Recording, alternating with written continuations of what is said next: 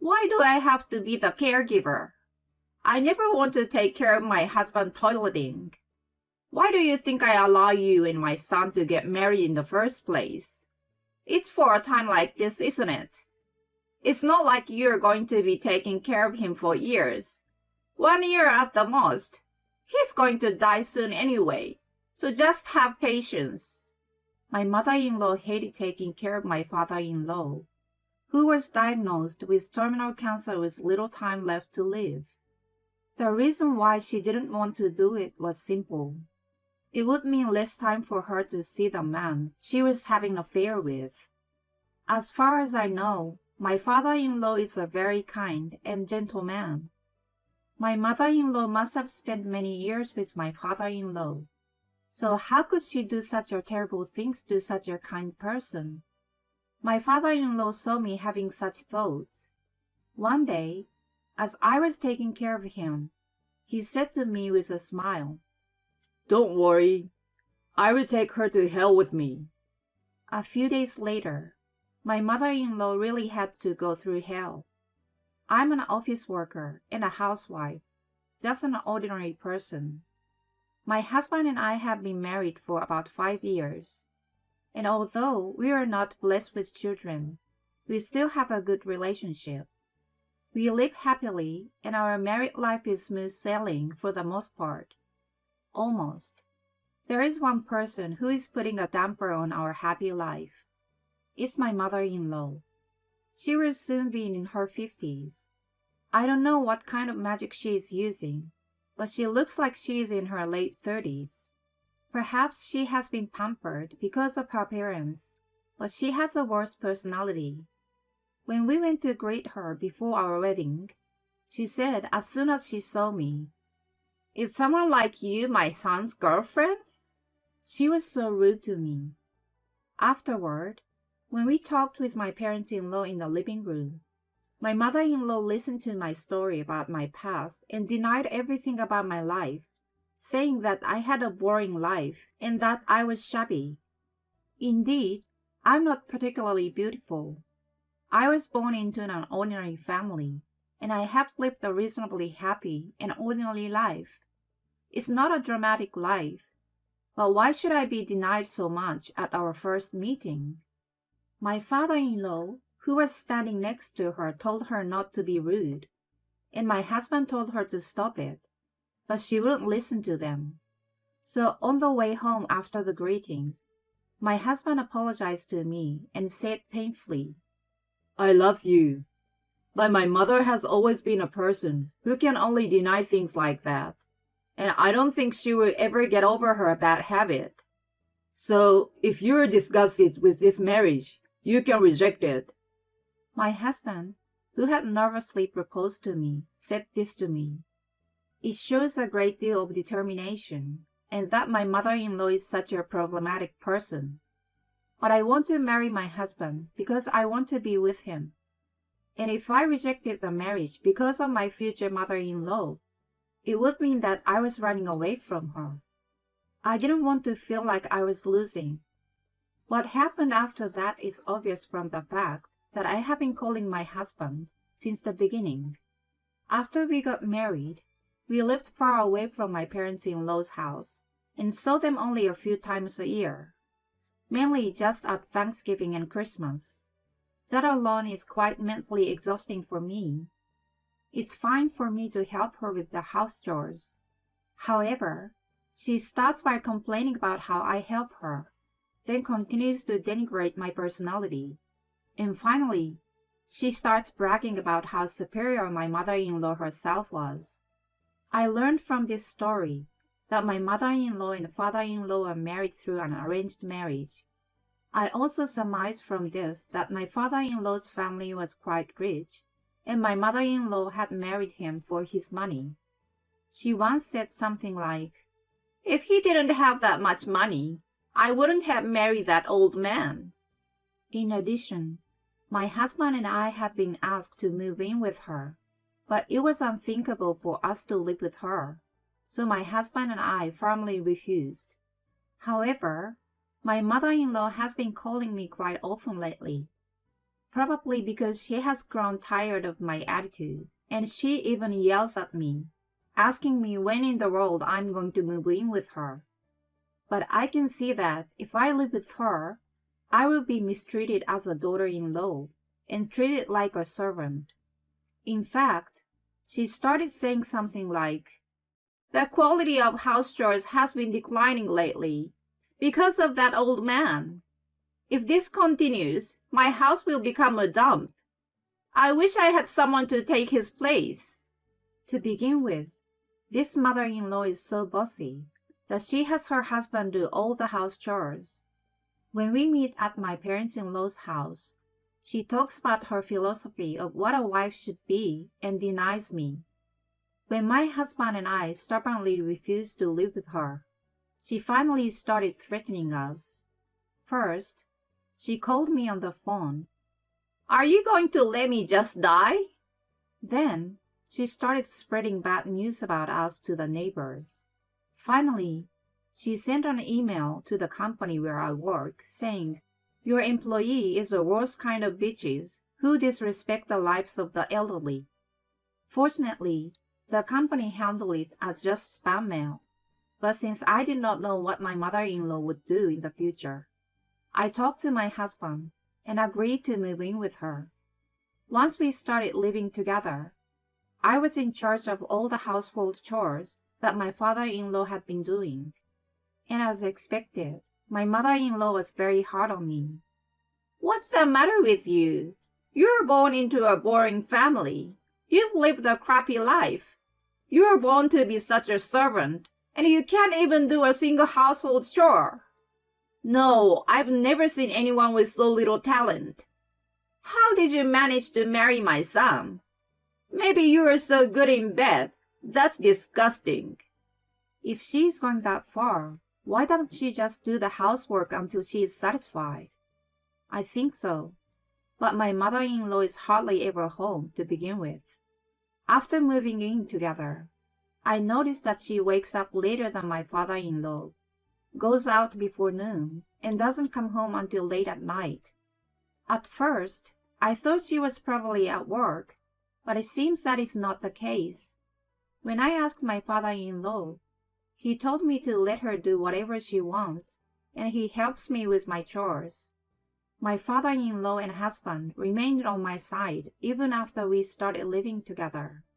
However, the more they took my side, the more my mother-in-law became offended. "You know, no one in this house is on my side. What's wrong with me, a rich woman, picking on this poor little girl? She's a childless, worthless woman who is only good at night in bed. She must have gotten some kind of disease from some man in the past. That's why she can't have children." Even though I endured everything, I was hurt when she said that to me. The doctor had told me that I was less likely to have children than most women. My husband was so upset by my mother-in-law's vicious words. "Don't be silly, you old bitch!" My husband yelled at her. "How dare you talk to me in that tone? Have you forgotten how much you owe me for giving birth to you?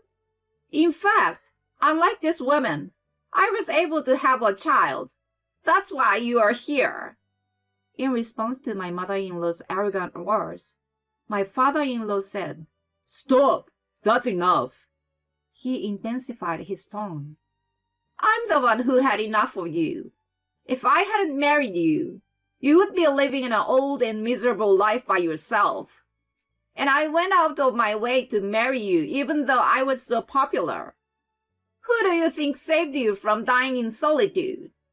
My mother-in-law would argue with each of us in such a precise and malicious manner. Thus, no matter how hard I tried, I could not escape from my mother-in-law's verbal abuse. One day, when I was wondering how long I could endure such a life, my father-in-law complained of poor health, and I accompanied him to the hospital. It turned out that he had terminal cancer.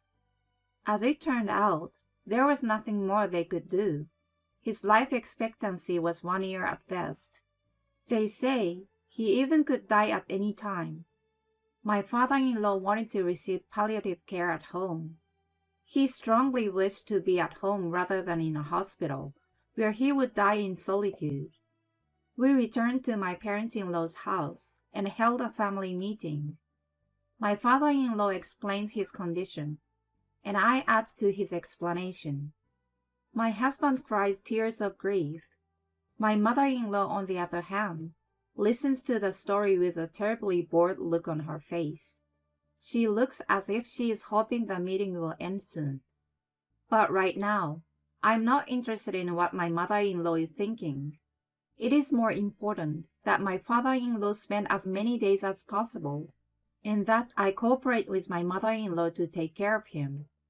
But my mother-in-law's reaction when I told her that was unexpected. No, it was actually expected. Why do I have to take care of him? I definitely don't want to take care of my husband's toileting. What do you think I approved you and my son's marriage for in the first place? It's for times like this, isn't it? It's not like you're going to be taking care of him for years. 1 year at the most. He will pass away soon anyway, so you just have to be patient. My mother-in-law did not stop going out the next day. She even started going out more often than before, and even staying somewhere overnight.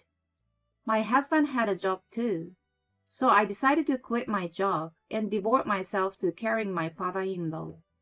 Although taking care of my father-in-law was a lot of work, it was not hard at all mentally, because I did not dislike my father-in-law, who was very kind to me. But is it okay? I don't know how true it is that my mother-in-law married my father-in-law for his money, but they have spent all this time together.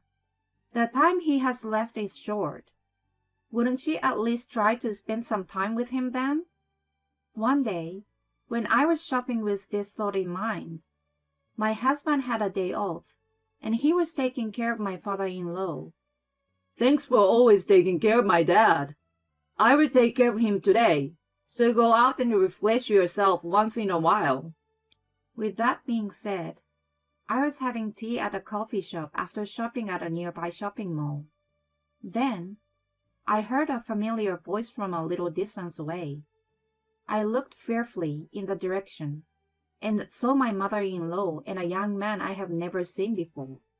I quickly hid behind a wall. I wondered if the reason my mother-in-law had been going out so often was that she was having an affair. While hiding, I listened to the conversation between my mother-in-law and the man. Then, I heard the most unbelievable words. Soon I will be able to live with you. But are you sure? I may indeed be more beautiful than most of the women in my age, but I'm at least 20 years older than you. It doesn't matter how old you are. I can only see you. I want you to be with me. That's very sweet of you to say. You know, my husband is dying soon. I'm going to get a big inheritance, and I'm going to give you a big allowance too. It was such a disgusting conversation. She made fun of her husband, calling him old, and yet she was being cheated out of her own money by someone younger than her. As I was getting angry with my mother-in-law, the two of them stood up. I ducked down farther, so that my mother-in-law would not find me. Then I saw them leaving the coffee shop, and I decided to follow them out of the shop. Their destination was, as expected, a motel. Her husband is suffering from terminal cancer, and she's with a young man. She called me a bitch or something, but which one of us was it? I wanted to ask her about it, but I need to go home and cook dinner for my husband and father-in-law. Besides, if I got into trouble here, my father-in-law might hear about it. I didn't want to cause more pain to my father-in-law, who was already suffering from an illness. So I decided to capture them entering the motel with my phone camera and to go home. I continued to worry on my way home. If I don't tell my father-in-law about the affair, I might prevent him from being more in pain. But my mother-in-law is obviously counting on my father-in-law's inheritance. and it would end up in the pocket of the person with whom she was having the affair. Can I let this one go so easily? The answer to that question was not going to come in the time it took me to get home. So, while I was caring for my father-in-law, the thought of my mother-in-law's affair kept coming to mind, but I tried to act as normal as possible. However, my father-in-law found out I was out of my mind. Did something happen? My father-in-law saw through the hesitation in my heart. I wondered whether I should tell him or not, but I thought that even if I kept quiet, my father-in-law would find out with his sixth sense, so I decided to be honest and tell him what I had seen today. When my father-in-law finished listening to me, he was neither surprised nor angry nor saddened, but simply said, Don't tell me you knew about the affair." When I asked him this, he gave a short reply and started talking about my mother-in-law's affair. According to my father-in-law, this was not the first time she had cheated on him. She had been having relationships with various men and breaking up with them repeatedly for more than 10 years. The reason why my father-in-law knew about it is that he had actually witnessed it and had even investigated it using a professional investigator. However, the evidence of the affair was just an insurance policy, and he had no intention of doing anything with it. My father-in-law had been prepared for some degree of infidelity from the moment his marriage to my mother-in-law, who was 15 years younger than him, was arranged. No matter how hard I try, I will get older before she does. I knew that one day I will look just like an old man, not amount to my wife. So I overlooked the fact that it was inevitable. Saying this, my father-in-law fell silent for a while. The next time he opened his mouth, my father-in-law sighed deeply, smiled, and said, I will take her to hell. One day, my father-in-law called my mother-in-law to his bedside. At the time, my father-in-law could barely stand up by himself. My mother-in-law came to my father-in-law's side, annoyed, and said, What do you want? I handed my mother-in-law an envelope, as my father-in-law had asked me to do. My mother-in-law took it with a wry smile, and when she peeked inside, her face immediately changed to a smile. Inside the envelope was $2,000 in cash. I have always been indebted to you. You always take care of me. As a small token of my appreciation, I will book you a room at the luxury hotel that took care of me when I was working. I can't go with you anymore, but you can use the money to spend 3 days and 2 nights with a friend or someone. My mother-in-law's face lit up.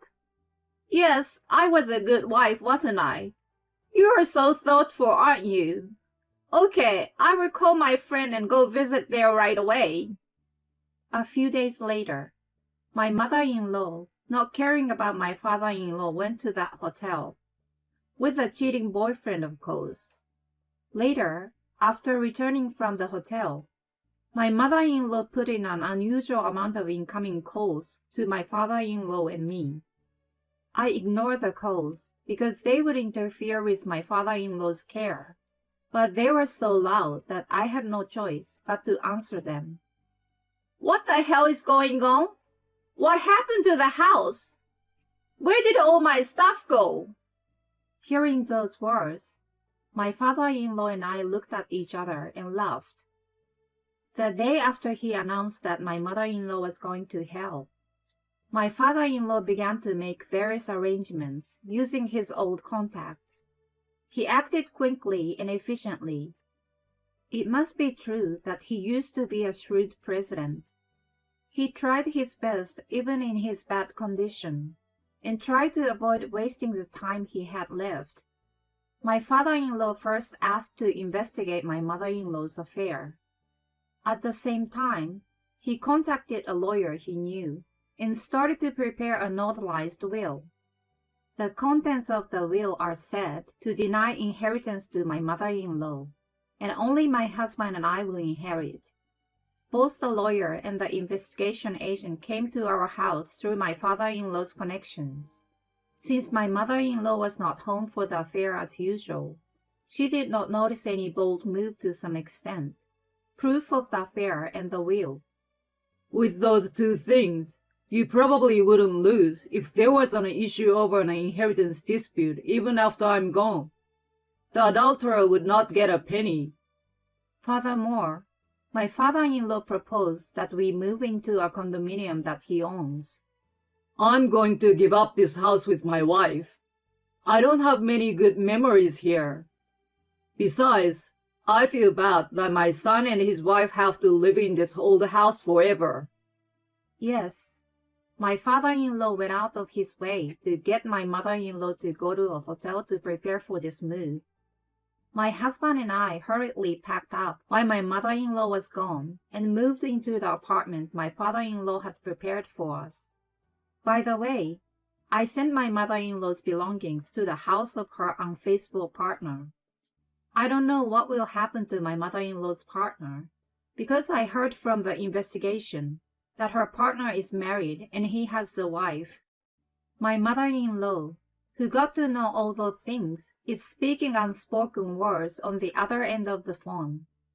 My father-in-law, who couldn't bear to listen to her, took over the phone and said goodbye to my mother-in-law. I will never see you again in this world. Thank you for everything. See you in hell. With that, my father-in-law hung up the phone. Later, according to a rumor, my mother-in-law was charged a large amount of alimony by the wife of the unfaithful partner. We thought my mother-in-law was going to fight over the inheritance rights as my father-in-law predicted, but it seems she was too busy with the alimony payment. So in the end, she lost her house and her savings and lost her way. A year later, my father-in-law died. Although he was initially told that he would only live a year at most, he was able to live for 2 years after being told that. And because my mother-in-law was gone, probably he was no longer under stress. I want my father-in-law to live happily in heaven, because my mother-in-law gave him a hard time. And may my mother-in-law continue to live in a living hell forever.